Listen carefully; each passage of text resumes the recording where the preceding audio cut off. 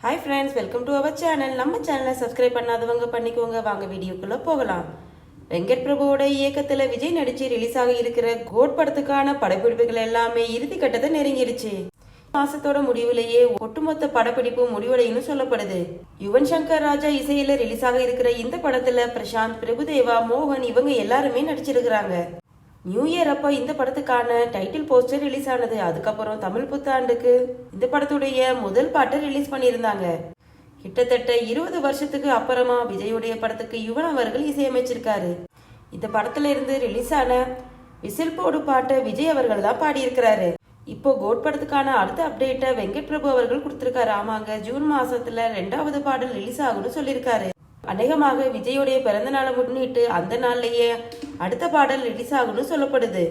Okay friends, இது மாதிரியான அப்டேட்ஸ்க்கு நம்ம சேனலை சப்ஸ்கிரைப் பண்ணிக்கோங்க. தேங்க்ஸ் ஃபார் வாட்சிங்.